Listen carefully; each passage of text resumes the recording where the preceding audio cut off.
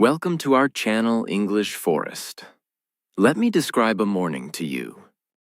The alarm goes off, you open your eyes, and before you have even moved, you already feel it, that heaviness, that tiredness that was supposed to be gone after a night of sleep, but somehow is still here, sitting on your chest like a weight. You slept for 7 hours, maybe 8.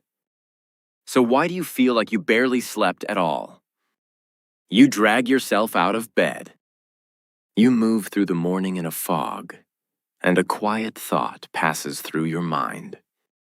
Why am I so tired all the time? I am not even doing that much. Maybe that is you this morning. I know that feeling. And today, I want to talk about it honestly, because the answer might surprise you. Here is the truth I want to share plainly right at the start. The tiredness you feel is often not about your body at all. You are not tired because you are lazy. You are not tired because something is wrong with you. You are tired because you are carrying things you cannot see.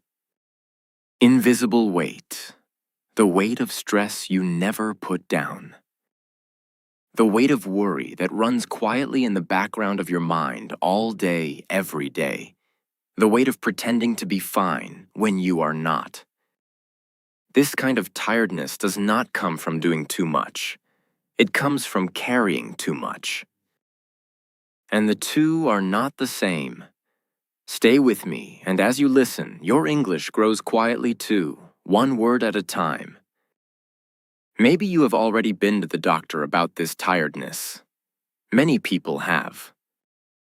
You describe how exhausted you feel, and the tests come back, and often they say everything looks normal, there is nothing wrong.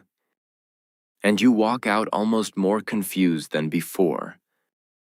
Because you know you are tired. You feel it in your bones. And yet they tell you nothing is wrong. But here is the thing.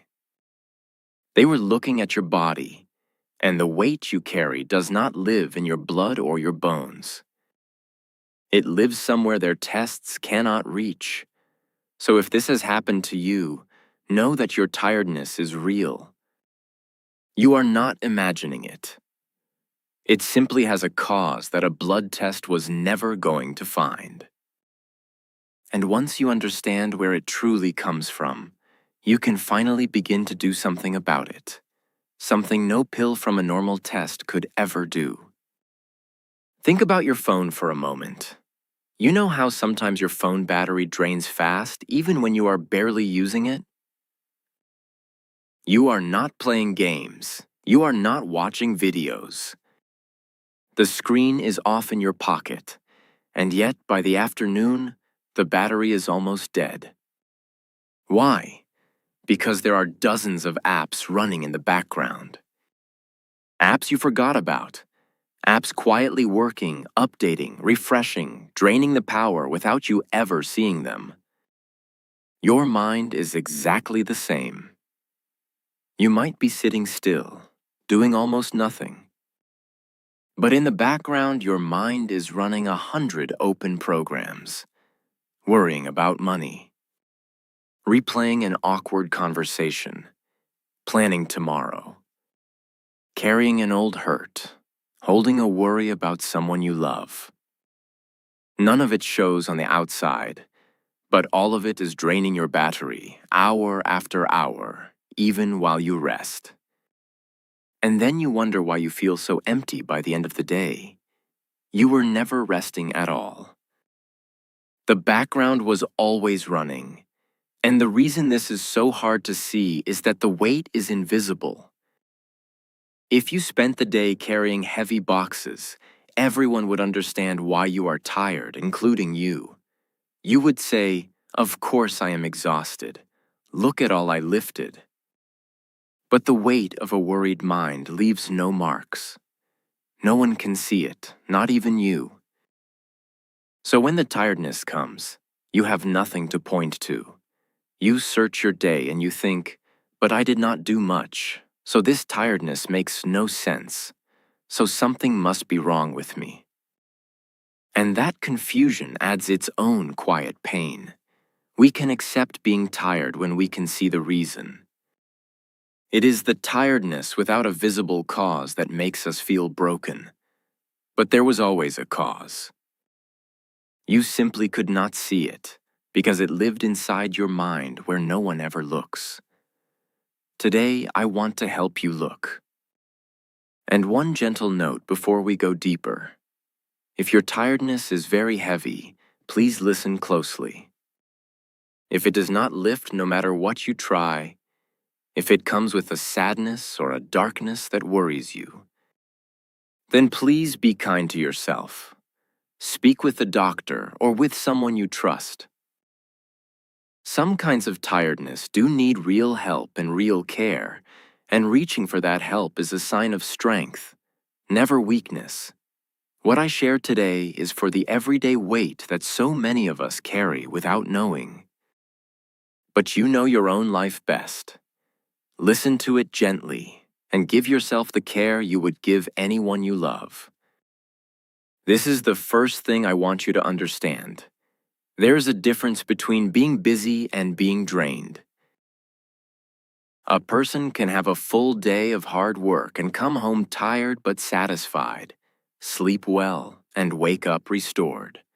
And another person can do very little all day and feel completely exhausted because their mind never stopped working, never stopped worrying, never powered down. Real rest is not just stopping your body. Real rest is quieting your mind. And most of us have forgotten how to do that. We lie down, but the apps keep running. We close our eyes, but the background never goes dark. So we wake up just as tired as when we went to sleep, and we blame our bodies when the truth is hiding somewhere else entirely. So let me walk you through the kinds of tiredness that have nothing to do with your body. Once you can see them, you can finally begin to set them down. The first one is the tiredness of carrying stress that never ends. Long ago, when humans faced danger, the body had a clever system. When a threat appeared, the body flooded with energy. The heart raced. The muscles tightened. You were ready to run or to fight. And then, when the danger passed, the body calmed down again. The storm came and the storm left.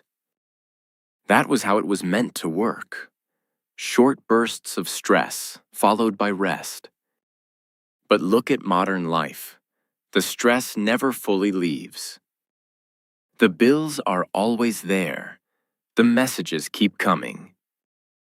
The pressure at work does not end when you go home. The worry about the future never quite shuts off.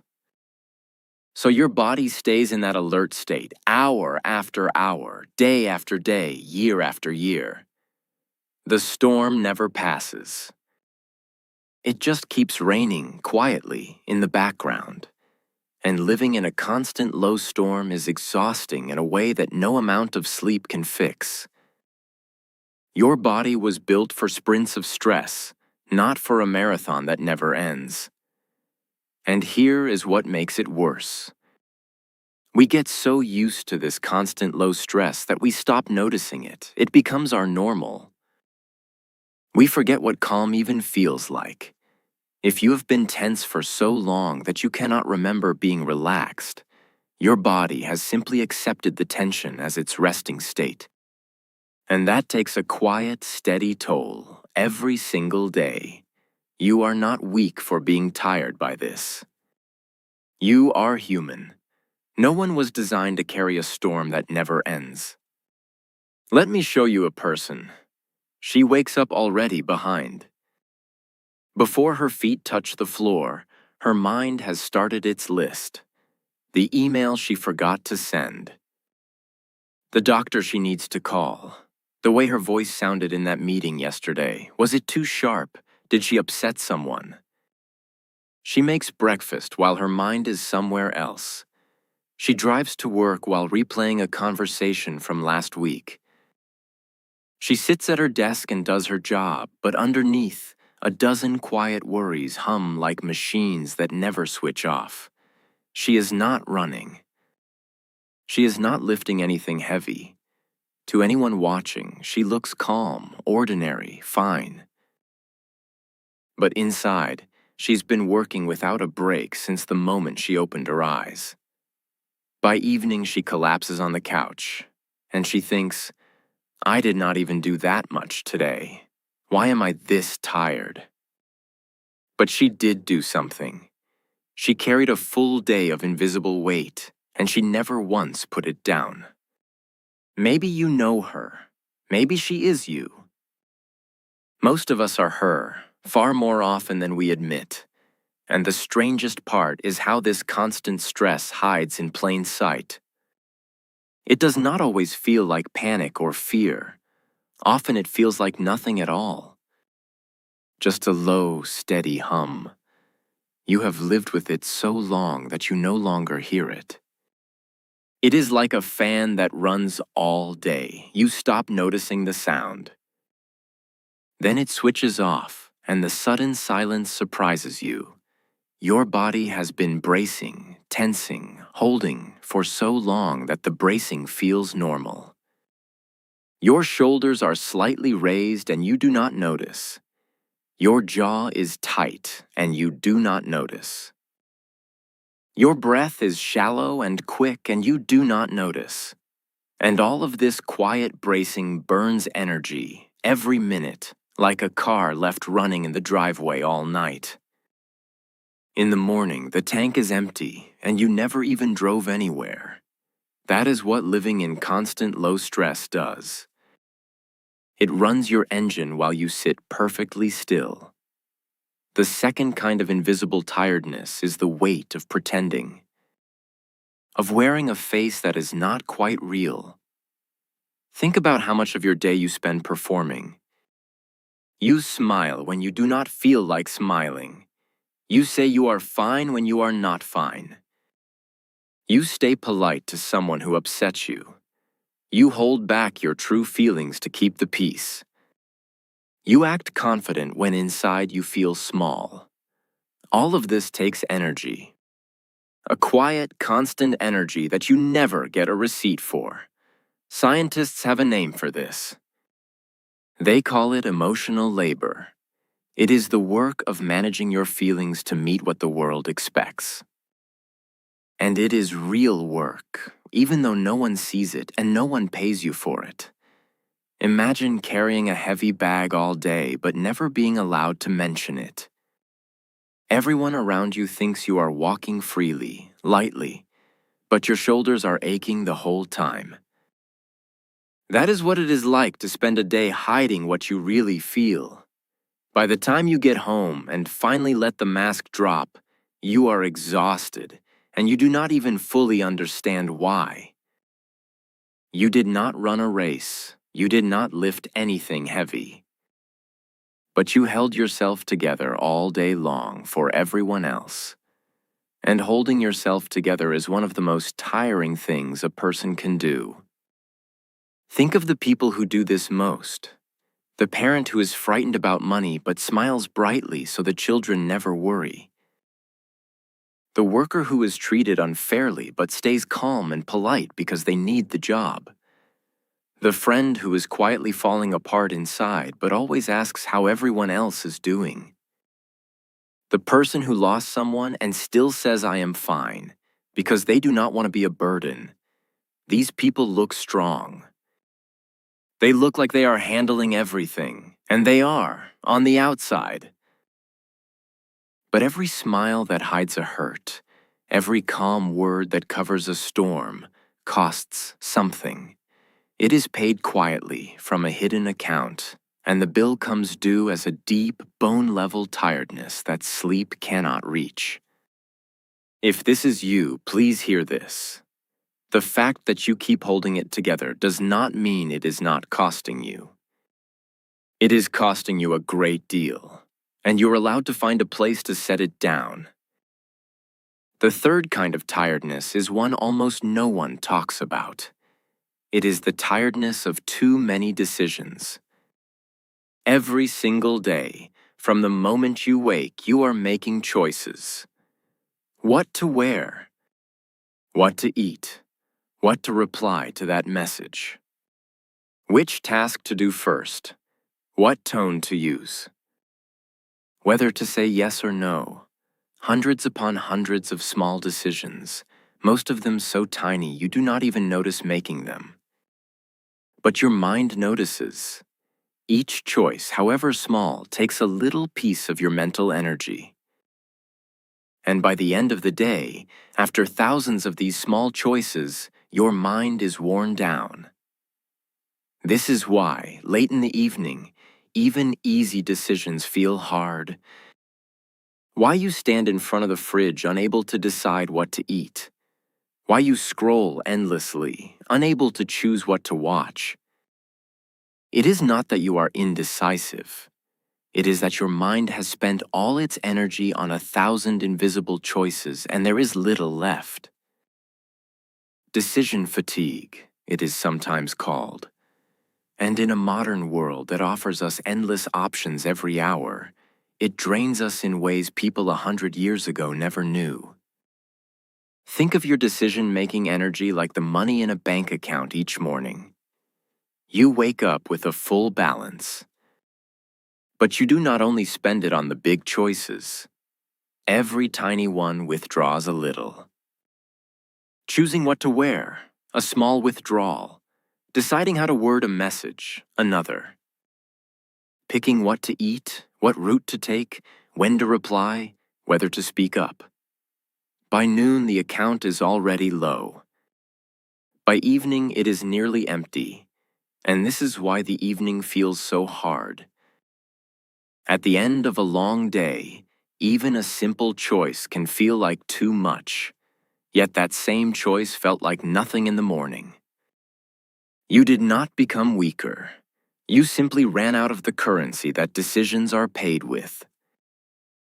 The people who seem calm and clear often are not stronger than you. They have just learned to spend less of this currency on things that do not matter, so they have more left for the things that do.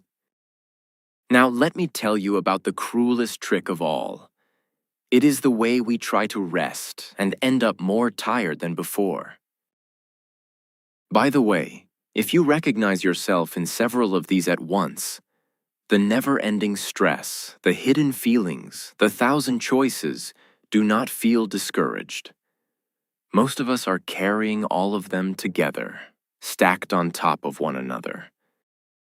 That is exactly why the tiredness feels so deep and so confusing. It is not one weight.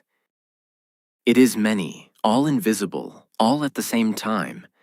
But that also means there are many places to find relief.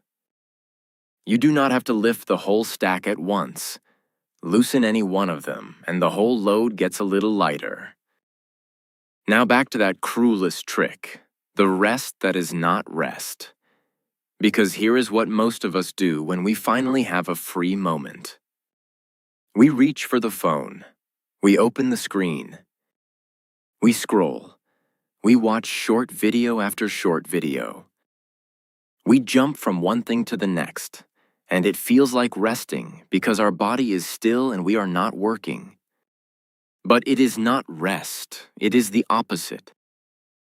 Your mind is being fed a constant fast stream of noise and information and other people's lives. It never gets a single quiet moment. You finish an hour of scrolling and you feel somehow more drained, more restless, more empty than before. You gave your mind junk and called it rest. Imagine being thirsty and drinking salt water. It looks like a drink, but it leaves you thirstier than before. That is what scrolling does to a tired mind. It promises rest and delivers more exhaustion.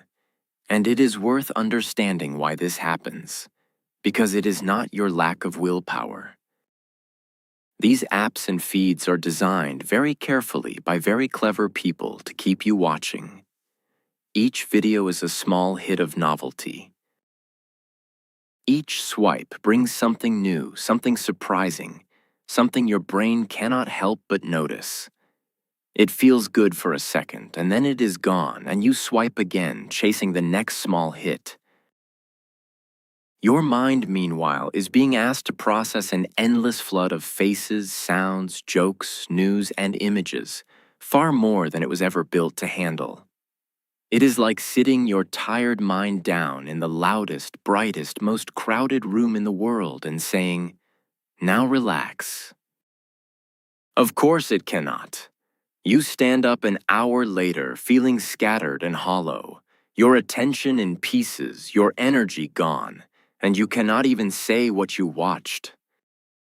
That is not rest. That was your tired mind being mined for its last drops of attention and given nothing back. So we end up in a strange and painful trap. We are tired, so we reach for the thing that tires us more. We feel empty, so we fill ourselves with the thing that empties us further. And around it goes. We never give our minds the one thing they are truly begging for, which is silence, stillness, a moment with nothing pouring in. We have forgotten how to simply sit and breathe and let the mind go quiet. And that, more than almost anything, is why we are so tired all the time, and there is something else worth understanding because it explains why even your sleep does not save you. You might be sleeping for 8 hours, but if you go to bed with a mind full of running programs, your sleep itself is not truly restful. You drift off, still worrying. Your mind keeps churning even as you sleep, working through the stress, the unfinished thoughts, the unspoken feelings. You toss. You wake at 3 in the morning with your heart already racing. You have strange, tiring dreams. And in the morning, you have technically slept, but you have not truly rested. Because you carried the full weight of your day right into the bed with you. The quality of your sleep is shaped by the state of your mind when you close your eyes. A calm mind sleeps deeply. A storming mind only pretends to sleep. So the work of resting does not begin when you lie down. It begins hours earlier in how you carry your day. And here is one more trap, a quiet and cruel one. For many of us, the moment we try to rest, a voice appears. It says you should be doing something. You are being lazy. Other people are working harder. You have not earned this rest. And so even when we sit down, we cannot relax because guilt is sitting right beside us whispering. We rest, but we do not let ourselves enjoy it, so it does not refill us. We are physically still, but mentally on trial. Hear me clearly on this. Rest is not a reward you must earn by exhausting yourself first. Rest is a basic need, like food and water and air. You do not have to deserve it. A phone does not have to earn the right to be charged. It simply cannot work without it. Neither can you. The guilt that follows you into your rest is one more invisible weight, and it is one you are allowed to set down too. So what do we do? If the tiredness is not really in the body, then more sleep alone will not fix it. We have to learn to put down the invisible weight. And the good news is this: you can learn it. Slowly, gently, one small change at a time. Let me show you how. Before I give you the steps, I want to take away the pressure. The last thing a tired person needs is a long list of new tasks. You do not have to do all of these. You do not have to do them perfectly. You do not have to start tomorrow with a whole new life. If you change one small thing, that is enough to begin. The goal here is not to add more work to your already heavy day. The goal is the opposite, to take weight off. So as I share these, do not hear them as more things you must do. Hear them as permissions. Permission to rest. Permission to let go. Permission to be honest. Permission to be kind to yourself. You are not being asked to carry more. You are being invited to carry less. The first thing is to give your mind real rest, not fake rest. Real rest is when nothing is pouring in. It can be as simple as sitting quietly for 10 minutes with no phone, no screen, no noise. Just you and your breath and the room around you. At first, this will feel strange, even uncomfortable. Your mind, so used to constant noise, will fight it. It will beg for the phone. Let it beg. Sit anyway, and slowly the background apps begin to close. The mind begins to settle. This is the kind of rest that actually restores you. Not the rest that looks restful, but the rest that truly is. Even a few minutes of real quiet does more for your tired mind than hours of scrolling ever could. Let me tell you what real rest actually feels like, because many people have done it so rarely that they have forgotten. Real rest is not entertainment. It is not stimulation. It is the absence of input. It is letting your mind, for a few minutes, receive nothing. You sit. You feel your breath move in and out. You hear the small sounds of the room. You notice the light. You let thoughts come and go without chasing them. That is all. It sounds almost too simple to matter. But this kind of empty quiet is what the mind needs. It lets the mind finally process the day. It files away what happened. It lets the racing thoughts settle like dust in still air. It is during these quiet gaps that the mind repairs itself. But we have filled every such gap with our phones. Every red light, every line we wait in. Every spare minute. And so the mind never gets to do its quiet repair work. Giving yourself even small pockets of true nothing several times a day is like opening a window in a stuffy room. The air changes. You can breathe again. And there is a kind of rest that surprises people, because it does not look like rest at all. It is gentle movement, and it is time in the natural world. When you are mentally exhausted, the instinct is to collapse and stay still. But often, a slow walk outside does more to restore you than lying on the couch.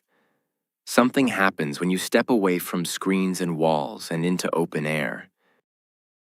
The eyes, which have been locked onto close screens all day, finally look into the distance and relax. The body, which has been frozen in a chair, finally moves and loosens. And the mind, given gentle movement and open sky, begins to quiet on its own. You do not have to exercise hard. You do not have to go far. A short, slow walk with no phone, just looking at the trees, the sky, the light, can lift a fog that no amount of sitting could clear. We are not machines built for screens and chairs. We are creatures of the earth. A little of the earth, a little sky, a little movement. This is medicine our tired minds have been quietly craving all along. The second thing is to let some things go. Remember all those background apps draining your battery? You do not have to keep them all running. Take one worry that you have been carrying, one that you can do nothing about right now, and gently set it down. Tell yourself, I cannot solve this today, so I will not carry it today. You are allowed to put a worry down without solving it. In fact, that is the only way to survive carrying so many. Not every open program needs to keep running. Close the ones you cannot use right now. Your mind will thank you with energy you forgot you had. Here is a small practice that helps with this. At the end of the day, take the worries that are circling in your mind and quietly sort them into two piles. In the first pile, the things you can actually do something about. In the second pile, the things you cannot change, at least not right now. The first pile you can make a small plan for, one tiny next step, and then release until tomorrow. The second pile, the things truly outside your control, you practice setting down completely, because carrying them changes nothing except the weight on your own shoulders. So much of our exhaustion comes from carrying the second pile, gripping tightly to things we could never move no matter how hard we held them. Worrying about them feels like doing something. It is not. It is only spending energy you cannot spare on a problem your worry cannot touch. So learn which pile of worry belongs in, and find the courage to put down the second pile. It is one of the most freeing things you will ever learn. The third thing is to stop pretending, at least somewhere, with someone. You cannot drop the mask everywhere. The world does not always allow it. But you need at least one place, one person, where you can be truly honest, where you can say, I am not okay without fear, where you do not have to perform. Even one honest conversation can lift a weight you have been carrying for months. We are not meant to hold everything alone behind a brave face forever. Find your one safe place to set the mask down. It is not weakness, it is how human beings were always meant to live. And notice something gentle here. You do not need many such places. You do not need to be fully open with the whole world, which would not even be wise. You need one. One person who knows the real you, the tired you, the unsure you, and stays anyway. One friend, one family member, one quiet corner where the performance stops. Just knowing that such a place exists changes how heavy the mask feels everywhere else. Because the exhaustion of pretending is made worse by the fear that no one knows the truth, that you are alone behind the face. The moment one person truly sees you, that particular loneliness lifts, and with it, a weight you may have carried for years. If you do not have that person yet, it is worth more than almost anything to slowly, carefully find them. We were never meant to carry our whole inner life entirely alone. And the fourth thing is to be kinder to yourself about all of this. So much of our tiredness is made worse by a cruel voice. It says, "Why are you so tired? You did not even do anything. What is wrong with you?" That voice is cruel and it is wrong. You did do something. You carried stress all day. You managed your feelings. You made 1,000 choices. You held yourself together. That is not nothing. That is a great deal. So instead of blaming yourself for being tired, try to understand yourself. Say, of course I am tired. I have been carrying so much. No wonder. That simple shift, from blame to understanding, takes a weight off all by itself. Think about how you would treat a good friend who came to you exhausted. You would not say, "What is wrong with you? You did not even do much. Stop being lazy." You would never. You would say, "Come sit down. You have been carrying so much. Of course you are tired. Let me make you something warm." You would be soft with them. You would understand. And yet to ourselves, we use the voice of a harsh judge all day long. We demand more. We offer no comfort. We call our exhaustion a personal failing. This inner cruelty is itself one of the heaviest weights we carry. Learning to speak to yourself the way you would speak to a tired friend is not soft or self-indulgent. It is one of the most practical things you can do because that cruel inner voice has been quietly draining you for years. Trade the judge for the friend. You will be amazed how much lighter the day becomes. I want to say something about the world we live in because it is not entirely your fault that you feel this way. We live in a time that is, in many quiet ways, designed to exhaust us. Our phones are built to hold our attention as long as possible, feeding us a stream that never ends. We are shown all day the polished lives of others, and we compare our tired insides to their bright outsides and feel that we are falling behind. We are told that rest is laziness, that being busy is a sign of worth, that we should always be doing more, achieving more, becoming more. We carry not just our own worries, but the constant low pressure of a culture that never lets us feel that we are enough. So if you feel tired in a way you cannot explain, understand that you are swimming against a strong current every single day. Almost everyone around you is just as tired, hiding it just as well as you are. You are not failing at a thing everyone else finds easy. You are struggling with the thing that is genuinely hard in a world that genuinely makes it harder. Be gentle with yourself inside that truth. Let me paint you a picture of what changes when you start to live this way. You wake in the morning, and instead of grabbing the phone the moment your eyes open, you lie still for one quiet minute and simply breathe. During the day, when the stress rises, you notice it and you take one slow breath, and you let your shoulders drop.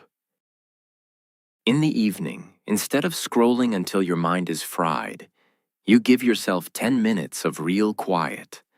And one worry that you cannot solve, you gently set down for the night. None of these are big changes. Each one is small.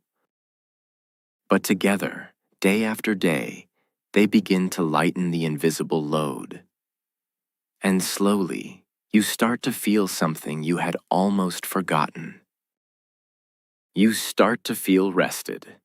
Not because you did less, but because you finally stopped carrying what you did not need to carry.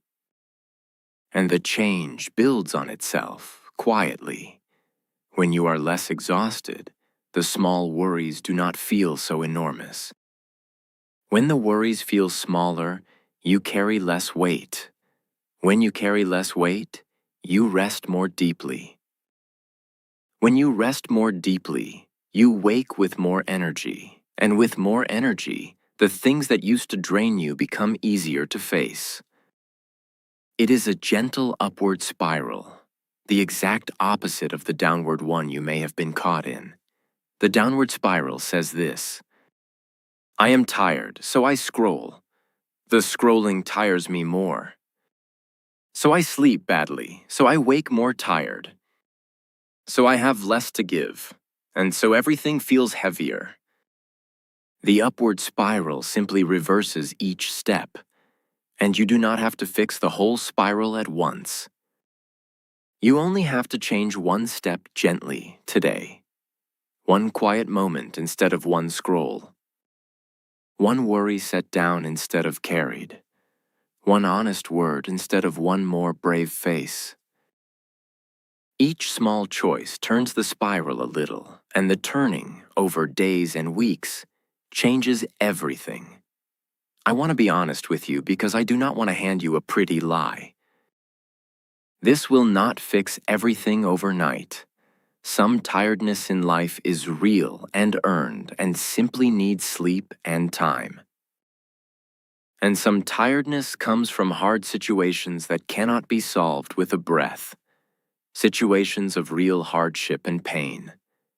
I am not telling you to just breathe your problems away.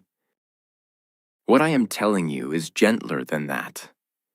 It is that a great deal of our daily exhaustion comes from invisible weight we did not even know we were carrying. And once we can see it, we can begin to set some of it down. Not all of it, but enough to feel lighter, enough to feel human again. So here is everything I've wanted to tell you today, gathered into a few plain words. The tiredness you feel is often not in your body, but in the unseen weight you carry. The stress that never ends, the feelings you hide, the thousand small choices, the fake rest that drains instead of fills. You are not lazy, you are not broken.